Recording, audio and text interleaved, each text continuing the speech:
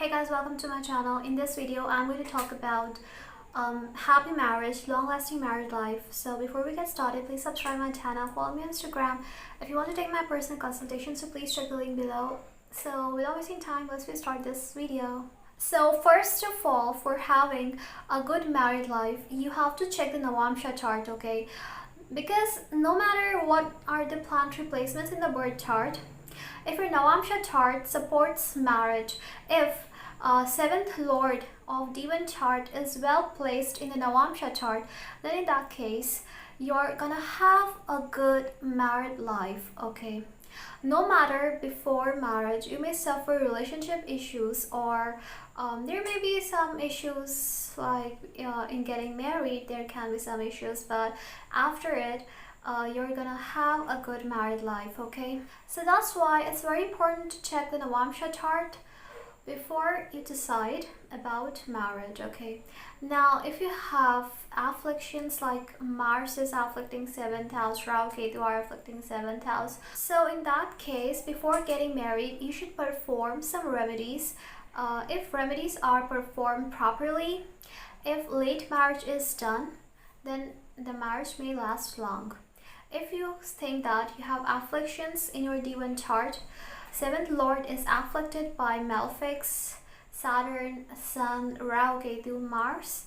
In that case, you should get married late, after 30. So if you get married late, so in that case, the negative energy of the planets gets suppressed, and it's really good for you to get married late, or at least you should go through one or two failed relationship before getting the right partner, like in your teenage or in your 20s. So that also cuts off the negative energies of the planets. Or before getting married, if you perform the right remedies like rituals and everything that is done properly, and taking the immense blessings of the God, can help you to get a good married life. Okay, so these are some things that need to be done before getting married, okay? Now, let's talk about what gives you good married life. See, if 7th lord is well placed in the Kendra houses or in the Trikona houses, so it will give you a long-lasting marriage, okay? If it is placed in the Dustan houses like 12th house, 6th house or 8th house, it may bring some ups and downs in the married life, especially in the 6th house, okay? Or there can be some relationship issues at first. In the birth chart, I'm talking about the placement of the 7th lord, okay? Now coming to the Navamsha chart, if this Divan chart, 7th lord is afflicted in the Divan, not well placed, but in the D9 chart, it's well placed, okay? Own sign, exalted sign, or in a good house, own house. So in that case, marriage is gonna be good later in life, okay?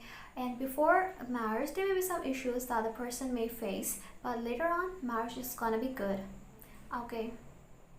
Same way, for males, you need to see Venus, and for females, you need to see Jupiter. So basically, Venus, I would say that males and females both should see Venus, as Venus is a planet of love, and it tells about how much romance or love you both will have for each other in the relationship, okay? So know about the intensity. So to know about the intensity of love and romance, the planetary placement of Venus is very important. Like Venus, if placed in the Kendra houses, Trikona houses, without affliction, like no Saturn is influencing Venus in that case, and Venus in the own sign or friendly sign, or Venus with Rahu also shows a good intimacy or a good connection, good love between the partners, okay? And it also shows a beautiful wife, a good wife for the partner if well-placed Venus is for males. Comes with Jupiter aspecting the 7th house, well-placed Jupiter in the good houses, okay, in the good sign, without any malefic influence, will give you a very good marriage, okay? you will definitely have a good married life. So to have a good marriage, you need to have strong the tricone houses as well as the seventh house, and the ascendant of the D9 chart should also be well placed. Okay, Saturn gives long lasting marriage. So Saturn anywhere connected to the 8th house of D9 chart promises long lasting marriage. Okay, because Saturn slows down the things where it sits actually. So that's why to have the long lasting marriage, Saturn is very important. Like if Saturn is also placed in the 7th house of the D1 chart or D9 chart, not debilitated or not afflicted, then in that case you also can have a good marriage. In that case also you may have a good marriage, good married life, a long lasting marriage. Saturn basically gives duty, okay, faithfulness, okay, and Venus gives love. If Moon is anywhere connected to your 7th house or 7th Lord or Venus, it gives too much intimacy between you and your partner. Very much emotional connection, emotional attachment will be there, and that will be mutual. Okay. So these are some things. Now for example, if in the D1 chart there are no afflictions, but in the D9 chart there are afflictions, so in that case what will happen is that it's not going to be really great then. For example, like Mars is afflicting your 7th house or 7th Lord by sitting in the 1st house in the D9 chart, then in that case we can say that the person may have misunderstanding, or the person will be highly arrogant, and all these things will be there in the relationship, which may cause the relationship or marriage to break.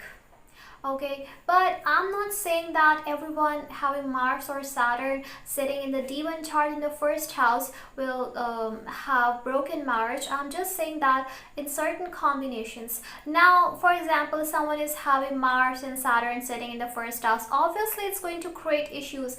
Obviously you're going to face issues in the marriage in a D9 chart. But now if the Lord is well placed, okay, not only 7th Lord of D1 chart in the Navamsha chart, but also the 7th Lord of D9 chart in D9 chart, then we can say that no matter how many enemies are putting their aspect or putting their eye on the 7th house, the Lord is very strong to protect its own house. For example, you have a house and many enemies want to attack the house, so but you are really strong enough to fight against them. Okay, you are strong enough to defeat them.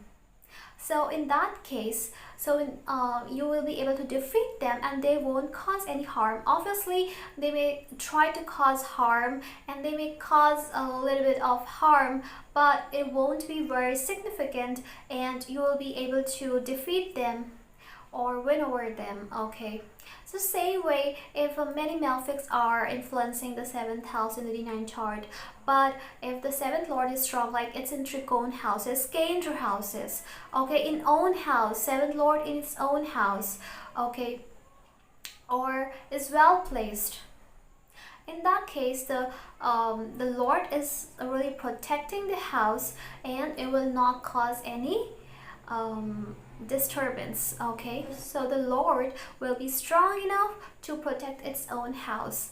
Okay, so these are some things that we need to see in the D9 chart. If the Ashtak Varga point of 7th house is above 25, 30, then it's really great. It will give a strong marriage. Okay, so basically these are some things that you need to see before having a marriage. Like I think many people have afflictions, but they are still having the long-lasting marriage. So yes, we need to see these particular things, basically how much strong a particular planet is to break the marriage. Okay, is it a karmic relationship or twin flame or soulmate relationship? What kind of relationship you have? It basically Rahu Ketu comes in contact in the D9 chart, so it can show karmic as well. Basically karmic relationship is seen from the 6th house. If seventh lord goes in the sixth house, it shows karmic relationship. So if the relationship will be karmic, you will automatically know that relationship is karmic. I will also make a video on the signs of having the karmic relationship or having twin flame or soulmate relationship. Basically, karmic relationships create negative vibes, okay? And you will realize that this is karmic relationship, because karmic relationships are based upon give and take. So automatically, if the person will come into life, you will automatically realize that this is a karmic relationship. I will make a separate video on that, okay? If your ninth house of D9 chart is strong, if the Lord is well placed, okay, in a good house, if the Lord is strong of the D9 chart of ninth house, then your marriage is going to be great. Your luck will rise after marriage and you will have a good married life. Okay, 8th and 12th house are very important of the D9 chart to have a good sexual intimacy between you and your partner. Okay, if Saturn basically comes here, so Saturn, you know, it's a cold planet, so it will not support that the sexual intimacy. Dhanishta nakshatra and many other nakshatras are there, which if are present in your chart may create somewhat problem in having sexual intimacy between you and your partner. So if you really want to get married but you're not getting married, so first thing is that having a very deep desire that I want to get married, okay, and having a positive thought that I will get married. You need to surrender yourself to universe. You need to surrender yourself to universe. You can ask from God that I really want to get married purely, okay, in a very pure manner. You need to ask to God that I really want to get married and I need a true desired partner. No matter what are the planetary placements in your chart, if you really want it at the right time, you will get your partner.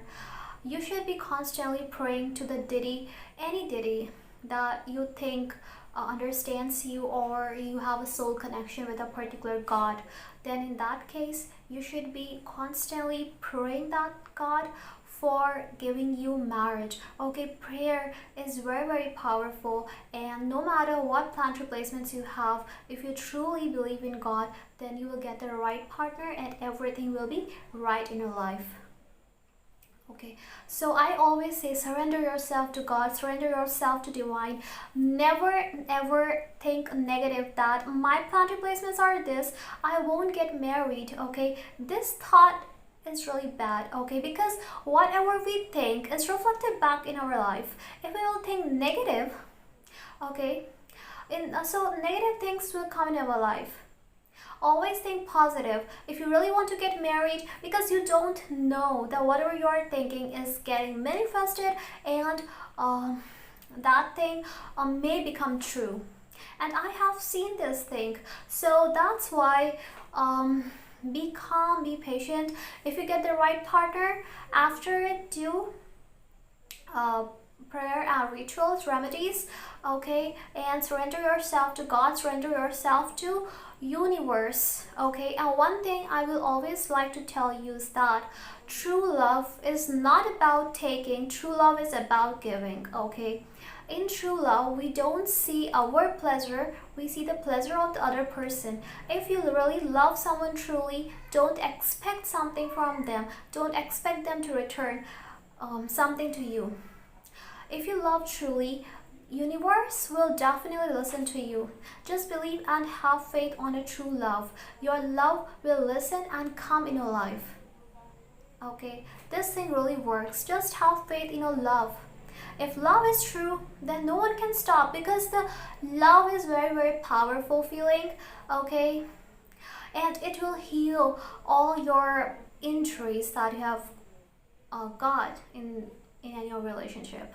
Okay, thank you so much for watching. I hope you enjoyed the video. Share your comments below. Bye bye.